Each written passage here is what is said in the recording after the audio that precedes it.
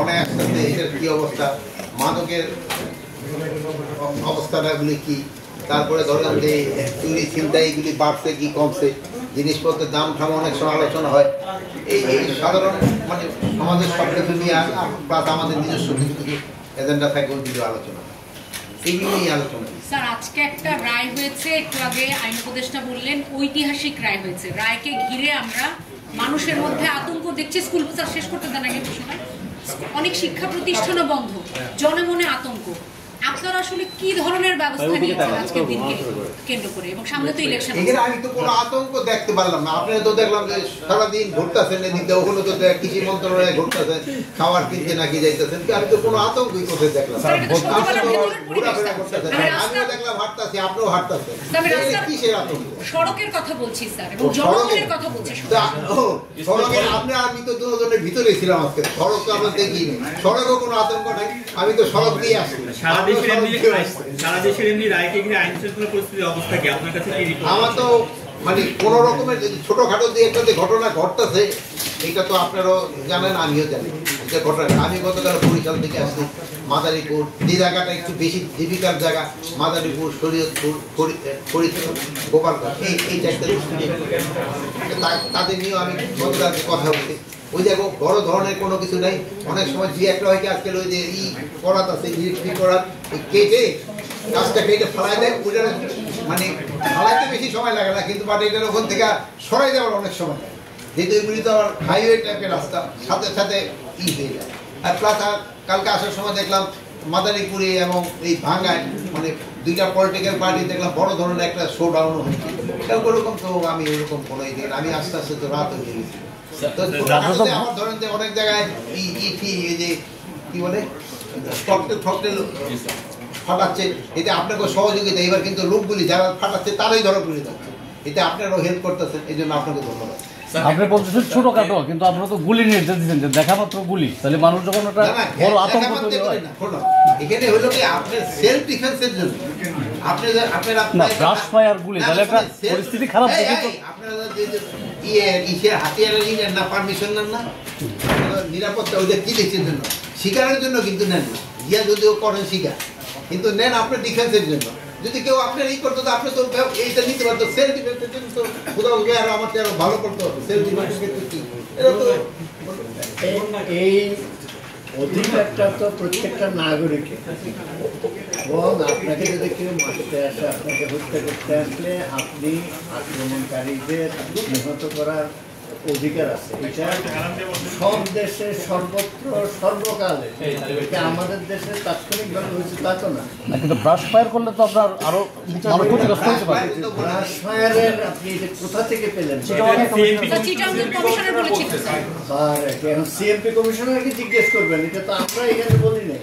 উনি তো না করেন, আমি তো সকল পত্রিকা আছে, শিকার আছে। আরেকটা জিনিস হলো রাইফেল দিয়ে ব্রাশ ফায়ার করা যায়। সিএমপি কমিশনারের এরকম বক্তব্য স্যার গণমাধ্যম, মূলধারার গণমাধ্যমে এসেছে, আপনারা বিষয়টা নজরে এনেছেন কিনা? তিনি বলেছেন গুলি করা হবে। স্যার একটু বলেন, স্যার বকশি স্যার। এখন আপনি আমাকে জিজ্ঞেস করছেন গণমাধ্যমে এসেছে, আপনারা কতজন আছেন গণমাধ্যমে, কয়টা ক্যামেরা আছে? আমার পক্ষে কি প্রত্যেকটা সংবাদ পড়া সম্ভব? না না, উনি বেতারে দিয়েছে, এটা রেকর্ড আছে। বেতারও কি আমার পক্ষে মানে প্রত্যেকটা বেতারে সকল দৈনিক আছে, এটাকে সকল দৈনিক দেখতে হবে। আমাকে যদি আগে বলতেন যে আমি এই প্রশ্নটা আপনাকে করব, আমি প্রস্তুত হয়ে আসতাম, তাৎক্ষণিকভাবে থেকে জবাব দিতে পারতাম। 3 দিন আগে জবাব দেওয়ার যেটা, সেটা মাননীয় উপদেষ্টা আপনাকে বলেছে। ঠিক আছে স্যার, হাসি হয়েছে।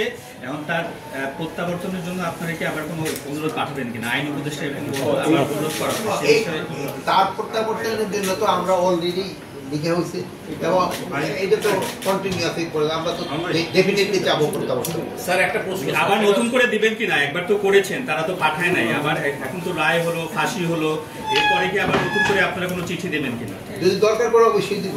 আমি জানি না একবার দেওয়ার পরে যদি আবার দরকার পড়ে আবারও দিব। স্যার একটা প্রশ্ন স্যার, সেটা হচ্ছে যে রায়কে কেন্দ্র করে রায়ের আগেই অবস্থান কেন্দ্রে ধানমন্ডির 25 নম্বরে বিক্ষুব্ধ ছাত্র জনতারা বিক্ষোভ করেছেন, তারা করেছেন পুলিশের সাথে লাঠিচার্জ হয়েছে। বিভিন্ন ভিডিওর মাধ্যমে দেখা গেছে যে পুলিশকেও মারধর করা হচ্ছে, একজন সেনাবাহিনীর সদস্য আহত হয়েছেন বলে বিভিন্ন মিডিয়া সংবাদ মাধ্যমে প্রচারিত হয়েছে। যারা এইসব করছে, আপনি বলেছেন যে মব কন্ট্রোলে চলে আসছে প্রায়, এই ক্ষেত্রে যারা করছে তাদের ক্ষেত্রে আপনাদের কোনো আইনানুগ ব্যবস্থা নেবেন? মানে আপনি বললেন যে একটা আহত হয়েছে, পুলিশ আহত হয়েছে, আইনানুগ ব্যবস্থা না নিলে তারা কিভাবে আহত হইবে? না না, তাদের ছোড়া ইট পাটকেলের আঘাতে পুলিশের লাঠি মারছে, তারাও তো আবার এটা প্রতিহত করছে। মানে আইনানুগ ব্যবস্থা তো নেওয়া হচ্ছে। তাকে এই ক্ষেত্রে আমি আপনাকে অনুরোধ করবো, এই আমাদের ছেলে পেয়েছে যেহেতু এরা কিন্তু আমাদের ছেলে মেয়ে, আমাদের তাদের একটু কি করা দরকার, যে বলা দরকার ভাই তোমরা এইগুলি করো না, বাবা এইগুলি তোমাকে করা দরকার নেই, তোমরা স্কুল কলেজে আছে ওখানে পড়াশোনা করো। এটা দেখার জন্য আমরা আছি, আমরা দেখি। এটা আপনারা যদি সমাজে একটুখানি বলেন, এটার জন্য সবচেয়ে সুবিধা। কিন্তু আপনারা আবার কিছু কিছু লোক থাকে যেমন এটা আবার উস্কাই দিতে চায়, যেটা অনেকের তো অনেক ধরনের স্বার্থ আছে, তারা এটা উস্কাতে চান। বাট আপনারা এখানে আপনাদের কোনো স্বার্থ নেই, আপনারা এটা উস্কাতে চাবেন না। তাই আপনারা তাকে এটা নিবৃত্ত করার জন্য আপনারা তাদের পরামর্শ দেবেন, এটা করাটা ভাই ঠিক হচ্ছে না। এটা উদ্যোগ নেওয়া হবে। সরকার উদ্যোগ না হয়েছে দেখে তো সবাই ডিক্লেয়ার করা হয়েছে।